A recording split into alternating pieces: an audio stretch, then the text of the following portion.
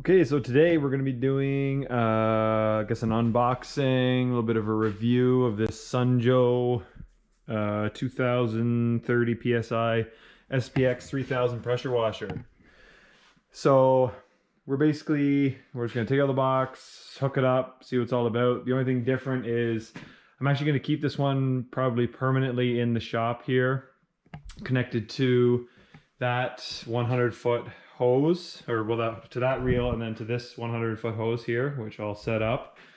And we'll see how it works with that, because I basically need a pressure washer in the shop here, just under the bench, that I can quickly just reel out and use whenever I need to like hose vehicles off or clean, just whatever.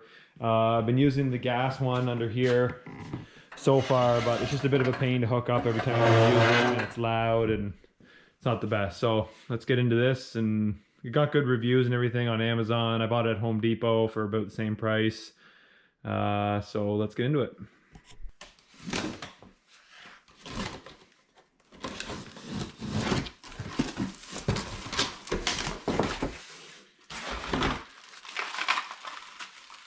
Okay, some kind of little tray, and the hose end there. Soap dispensers. I don't know if I'm gonna put all, well, I don't know. See how much of this stuff I'm actually gonna put on, because I don't want to take up a bunch of space. I pretty much just bought it for the pump. There's the wand there.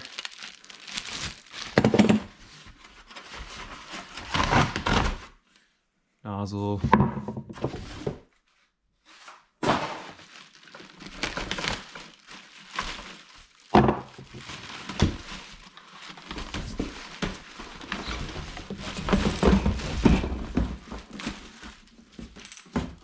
Hose.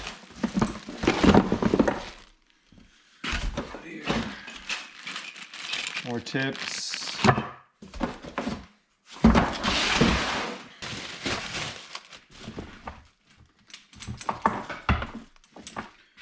Pretty good hose, just initially looking at it.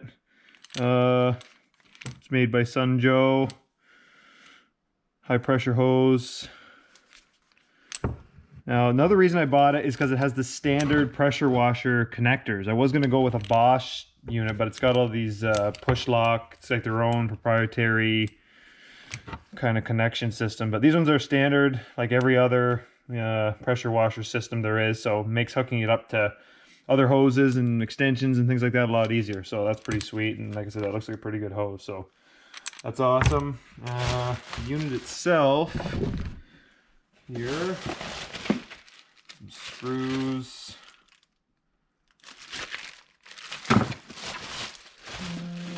Pretty long power cord, not too bad. GPI.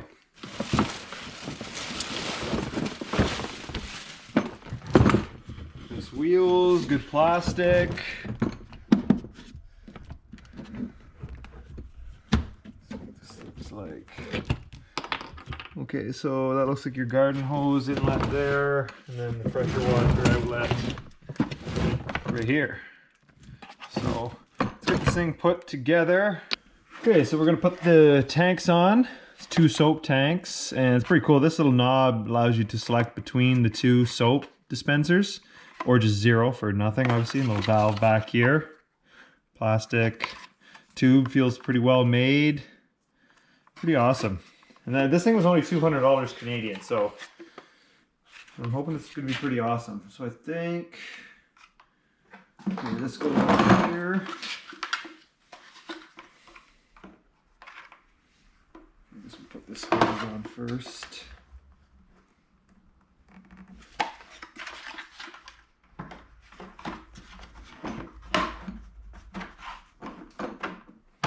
Okay, that must be what those screws are for. See a bunch of screw holes. That's it there. Okay, we got some other plastic parts. Okay, so this I think goes here. Your wand. This here, it's like a little protector, I think, for the soap tanks. Put that on. The screw goes into it. So yeah, that's what this little bag of screws here was. There's 1, 2, 3, 4, 6 black screws.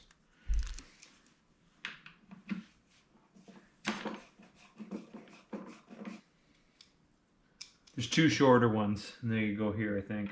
This is only 2. Oh my god, that makes it nice and solid.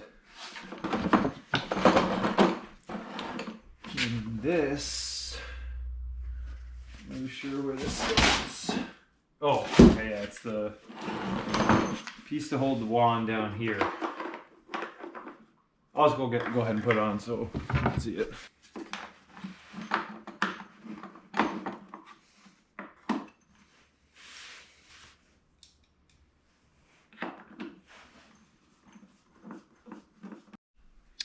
Okay, I'm just gonna put this on. This is what comes with it. I just added that because all of my hoses are quick connect. It's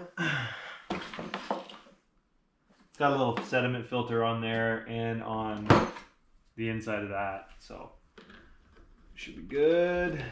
Put that on.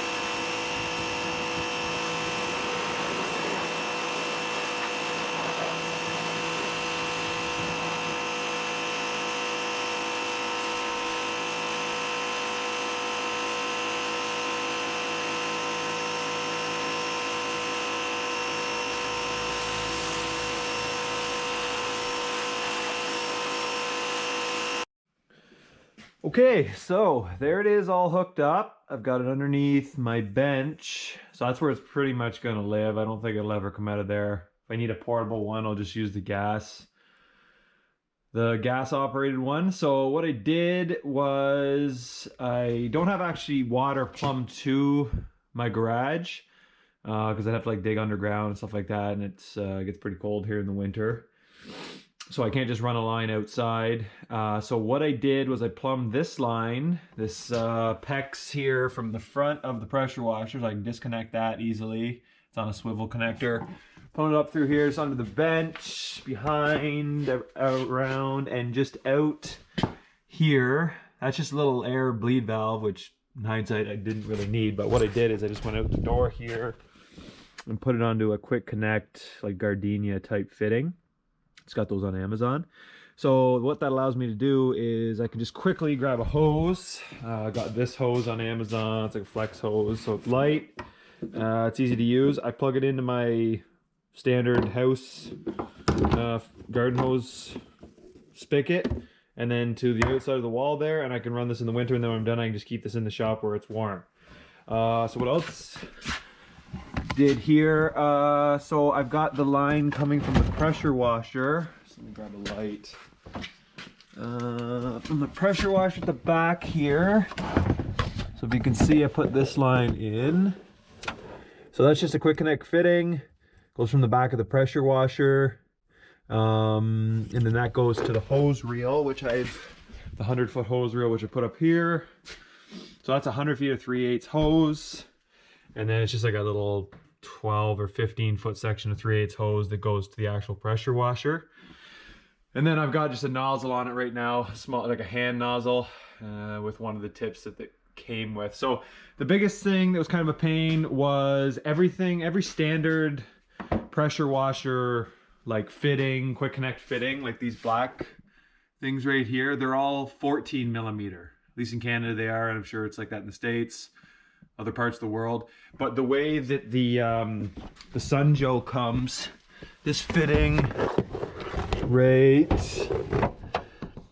okay, so the fitting closest to the machine there, that black one, that's actually a 15 millimeter. So it's only a millimeter difference, but if it's not, it'll leak. So I had to get that on Amazon, and that converts from a 15 millimeter female outlet to a to a 14 millimeter standard male outlet, which you can then put all your quick connects that you already have on. So that was the only kind of pain, but other than that, it's good. So I'll plug the hose in and I'll fire it up and kind of give you guys an idea of pressure. So I'm losing a little bit of pressure obviously because of this hose, but it's not as much as you'd think. It's only like 5 psi per 100 feet of 3/8 hose you lose on a pressure washer. And then I'm sure the fittings, like right here, add a few psi and things like that, but this isn't like a super powerful cleaning system that I wanted set up here. This is just for like ease of access. I can pull a car up or a vehicle up, or just if I need to quickly clean something in the shop,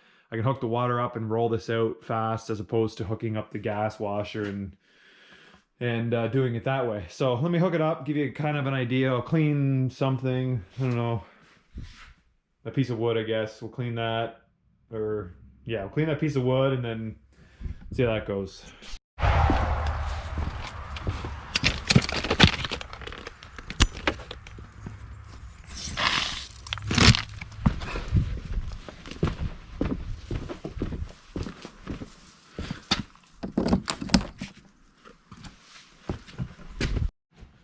Okay, so turn it on. Pressurizes. And then here's your hose here.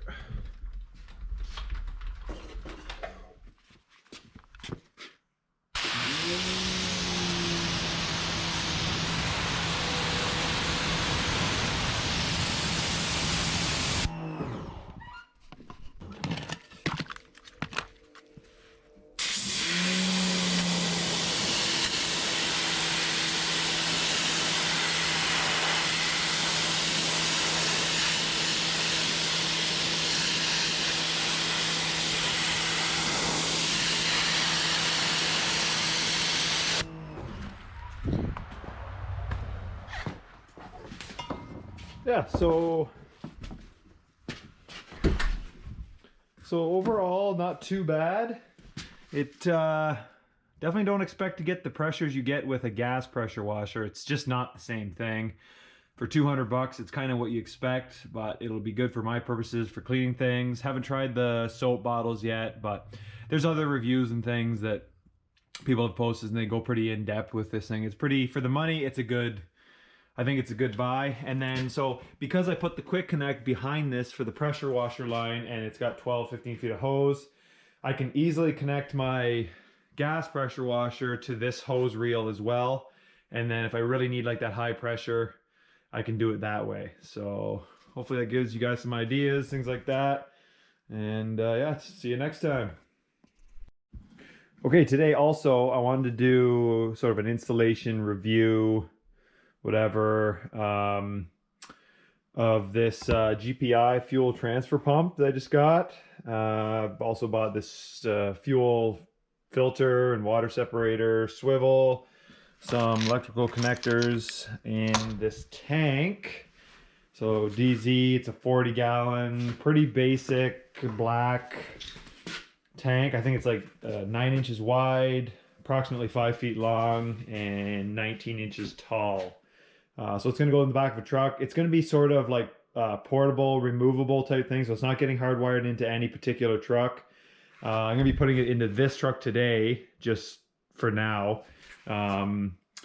So yeah, we're going to do a unboxing. We'll install it. I might weld some hooks onto this so I can lift it out of the truck when it's either empty or full or whatever. And I know people are gonna say like blah blah blah, like you can't be modifying these tanks, but like whatever. I need to be able to move this thing out of the truck, leave it on job sites where all the machinery is, things like that. So this is literally just to avoid diesel cans or having to have a dedicated fuel truck on site. So let's get into it. First thing, we'll unbox this, tell you why I bought it, how much everything was, and kind of go from there. Okay, so we'll get into this first. So reason I went with GPI and this one, so first of all, it was on sale at Princess Auto. Princess Auto is like the Canadian version of Harbor Freight in the States. So these have like pretty much everything. Okay, so what this kit comes with, this is gonna be new to me too, because it's the first time I've opened this, but okay, so pump, or sorry, handle. This one's automatic. So this whole kit to begin with was $4.99 Canadian before the HST. So it was on sale. In case you're wondering what HST is, it's a wonderful thing we have in Canada. It's basically just sales tax, so it's 13%. So all the prices I'll talk about will be before the sales tax. So $4.99 Canadian, it was regular $5.99, so I mean $100 off. And I could have got the one with the manual shut off. So like this one, obviously when it gets full, it senses the fuels up to the nozzle and it'll just automatically shut the handle off. So this, it was like an extra like $50 I think for this feature. I was like, well, might as well. Okay, so it's got the pump handle, comes with the GPI, I guess, what do they call this thing? No. Oh, suction tube. Yeah, telescoping suction pipe. So basically this goes in the bottom of your tank, this goes onto here, and then you can adjust the length of it. Yeah, right there. So that's pretty cool. So that should work out nicely. So depending on how deep your tank is, you can make it happen with this thing. Instructions. So this is your tank adapter, I'm guessing. And then it's also got some, it's got a fuse holder in here, a couple connectors. Got the hose, so it's 3/4 inch hose. It is, yeah, so 3/4 NPT, 12 feet long. So 12 feet of hose. And the pump here. So yeah, there's the pump. Pre-wired, well, pre-wired into the housing anyway. Lockable, so when you put this into here, you can lock it, which is kind of cool. 3/4 NPT outlet, pretty good wiring. I don't know how long that cord is. 18 feet of power cord there. So yeah, so this pump is 12 volts, 15 gallons per minute. It's got the auto nozzle feature, and it's the GPI M-15 or M-150S-AU. Okay, so other things I purchased to go along with it, this swivel connector. So this would go, or is going to go, just like at a gas station, like right here on the thing. Probably didn't need it like absolutely, but it just makes it nicer so it doesn't get all twisted up, and you can coil the hose up nice in the truck or wherever you've got it. So the final thing, or second last thing I guess, is the fuel filter that I bought. So it's a goldenrod fuel tank filter, 3/4 inch NPT. I went with this one instead of the GPI branded one, just because this one's got a clear bowl.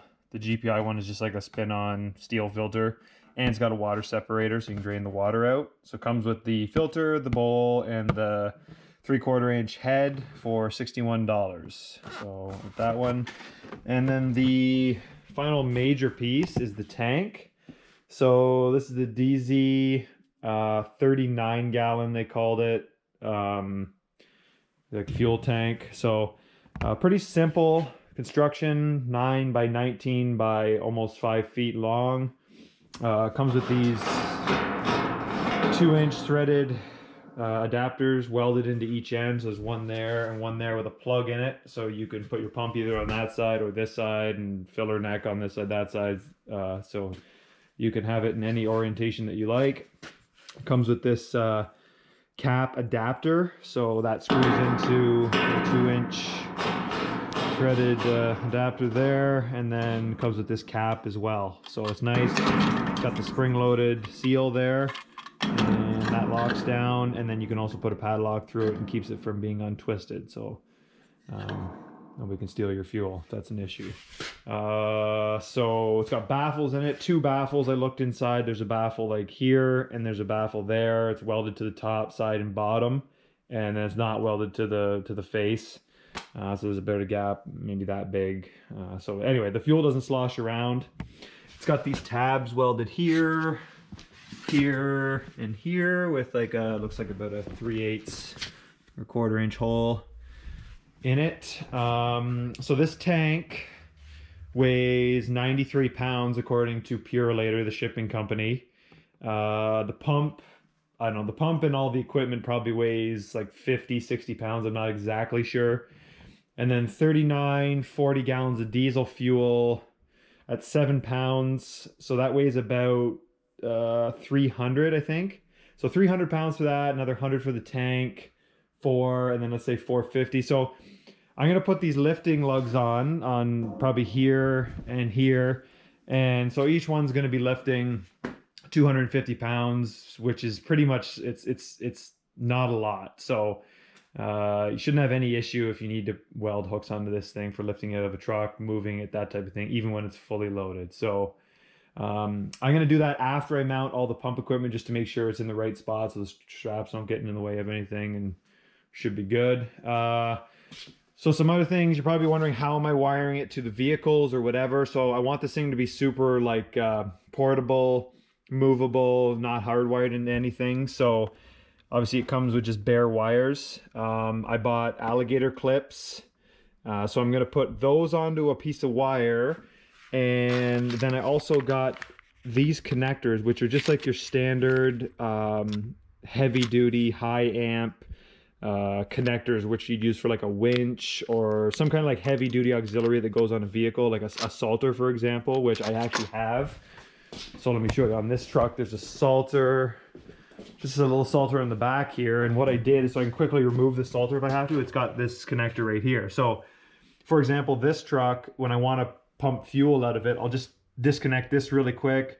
I'll put my connector from the fuel tank on, and I'll be good to go. So you'll see, it'll make more sense when I wire it up what I'm going to do, but it's basically just going to be, I'll be able to hook it to a battery, I'll be able to hook it to these connectors, and it'll just be super portable and easy to get power to this unit. You can even plug it into a piece of machinery on site, any way you have a 12-volt source. So yeah, anyway, we're gonna get to installing the pump. I've decided to put the pump on the right hand side because this will be like the back of the truck, and the fuel neck on most of my trucks is on this side. So when I go to the pump to fuel up the truck, I can fuel up this tank at the same time. And then the pump will be on this side, so I can pull up really close to machinery and things like that, so I can get the maximum hose length, and I can still get out the door of the vehicle. So that's kind of my thinking with what goes where, but it's easy to change if I have to. So let's get started. Okay, so I'm going to be sealing everything with this Masters pipe dope. It's good for gasoline, natural gas, propane, oils, so it should be fine for diesel. Just creates a nicer seal, easier to put everything together than Teflon tape. So we'll use that. And first thing we'll get in is this cap adapter.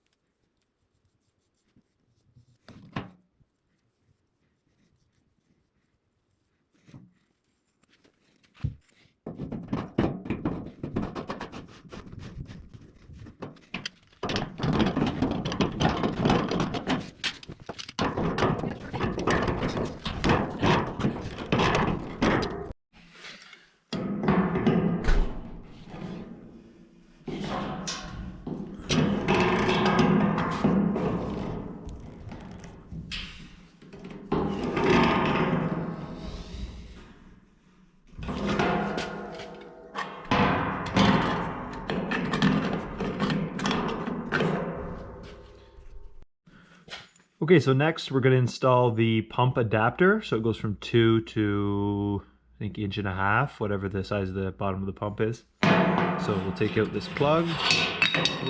We'll install that.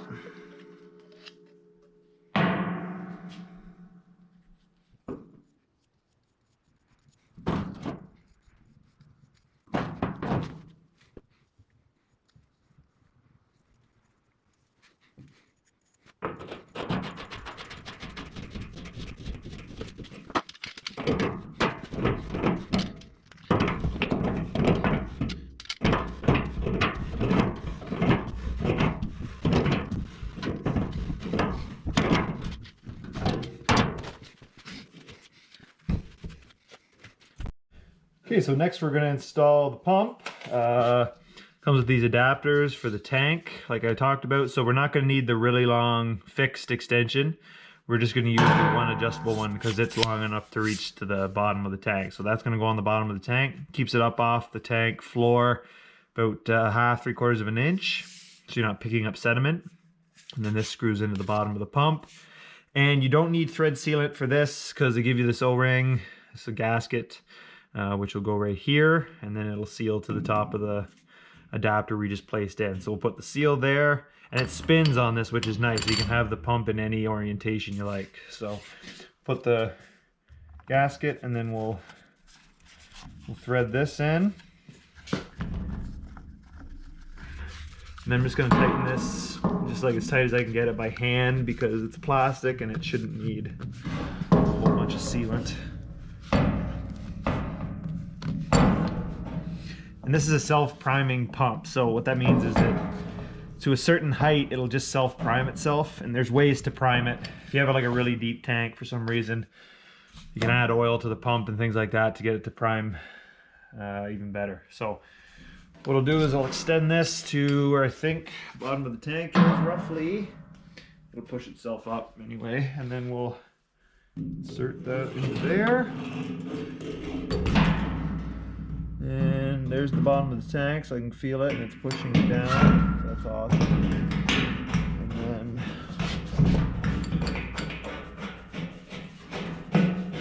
so that suction pipe is a really great feature. Allows you to put this onto any tank that you have. Okay, so I'm not exactly sure how I'm going to mount this for now, so I'll just leave this tight, but just hand tight. All right, so that's good like that. Okay, so time to mount the fuel filter. And the reason I'm using this instead of Teflon tape as well is because I've heard some people say that Teflon tape like wicks fuel. So I don't know if that's like a fact, but didn't want to take the chance. So I'm just using this fuel rated pipe dope. Okay, so we're gonna put this into the inlet side.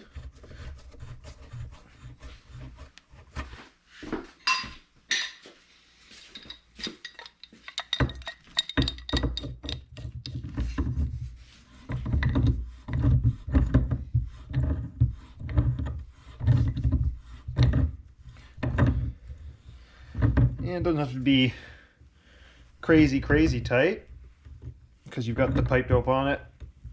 That should be good. And then we'll put this onto the pump housing.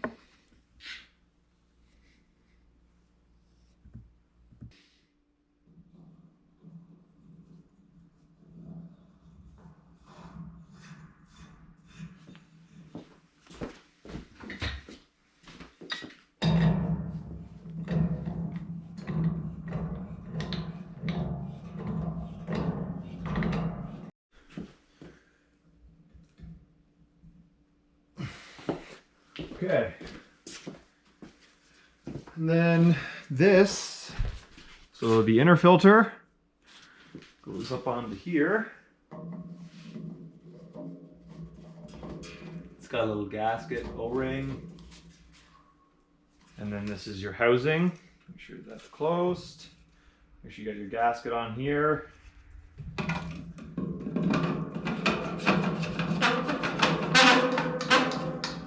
like that. And we'll just give this one final adjustment. So like it's tight, but like not like crazy tight. I didn't want to go too crazy into the housing, whatever. You just got to use common sense. So it looks good there. And then we'll put the hose onto this.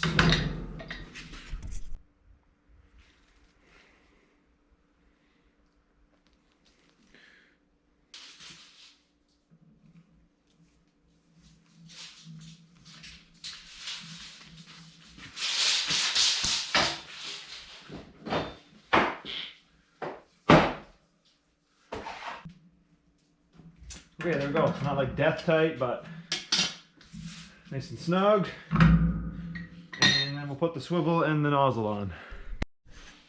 Okay, I think I'm going to change one thing up. I think I'm going to put a street elbow right here, just because 90% of the time it's going to be just resting in this position. So I don't want to just have this like this all the time. And it'll keep it, if I put it into another truck, it'll keep it so all this is within the plane of the box instead of this sticking out past the box.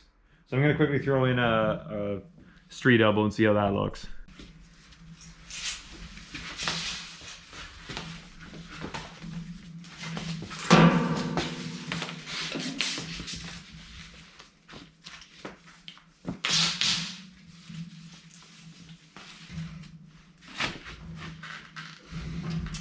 There we go. Okay, next is the swivel adapter onto the nozzle.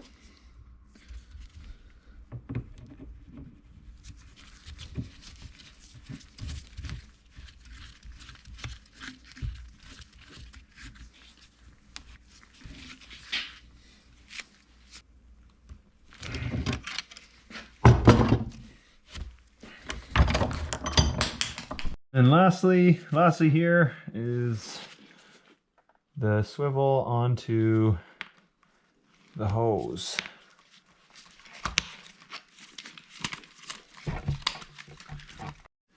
Okay, so got all that tightened down nicely, and I'm really happy I bought this because it just makes it so nice. Like it swivels there, swivels here, and just makes it so that the hose can do its own thing. And then that'll just rest in there like that. And you can kick the hose off the side underneath it or wherever, and it's all within the plane of the box. So that's great. So now let's wire up the pigtails and we should be good to go. Okay, first thing we're gonna do with the wiring is strip the ends, and then we're gonna put them into these lugs which go into this connector here. So first thing we'll do is put some heat shrink over these.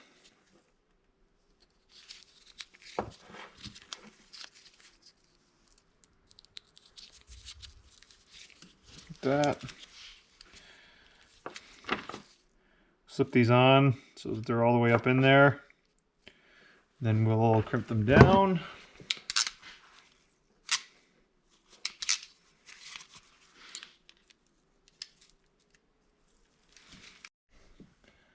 Okay, and then we'll put the heat shrink on it.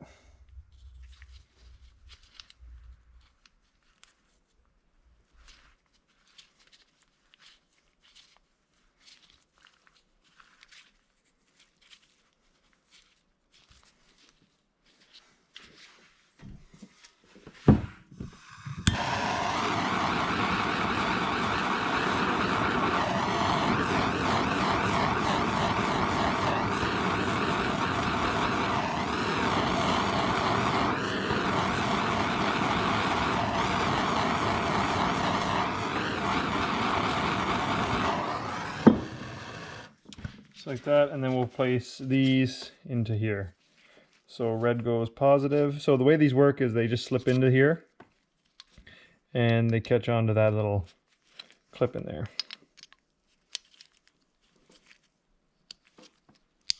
Just like that. Okay. And then on the other end here, I put the leads onto this kind of heavy gauge 8 gauge wire, probably a little bigger than we need. And then I'm going to put it into this side of the connector. So at this point it doesn't really matter negative or positive. So we'll just slide this in here. that, they're locked in.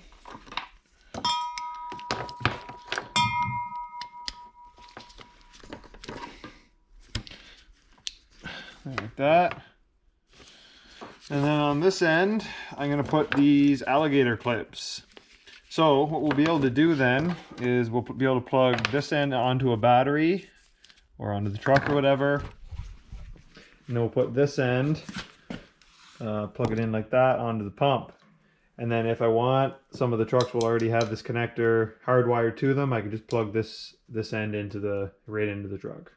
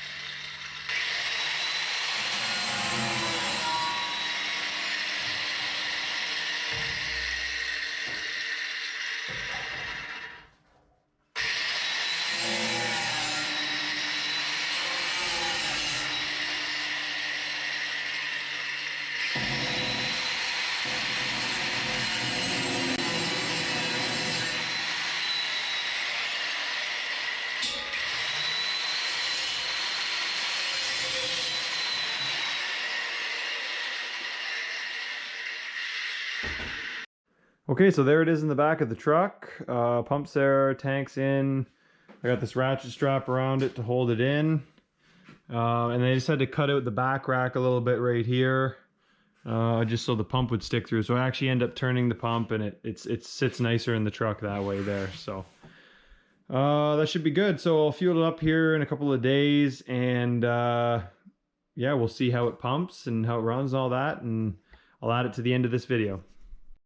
Okay, so got the tank filled up.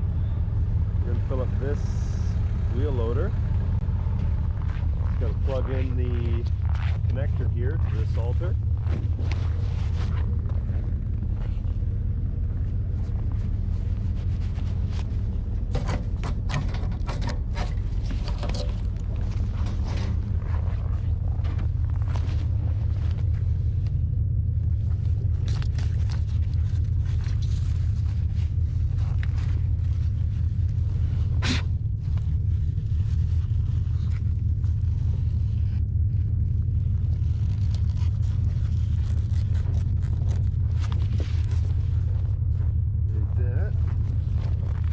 Alright, go for it.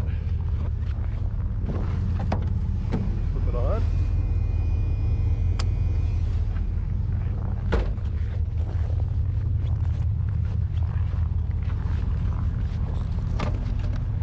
Okay, here we go. Flip it on.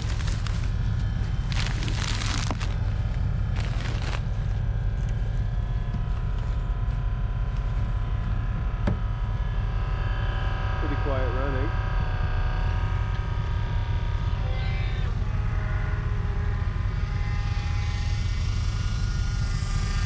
Filter's working good.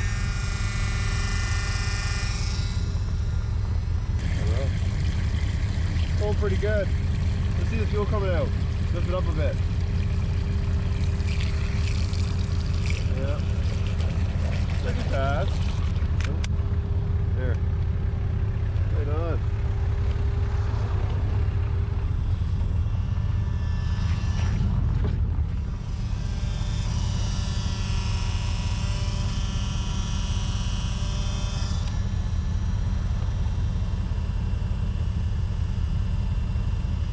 Is that it?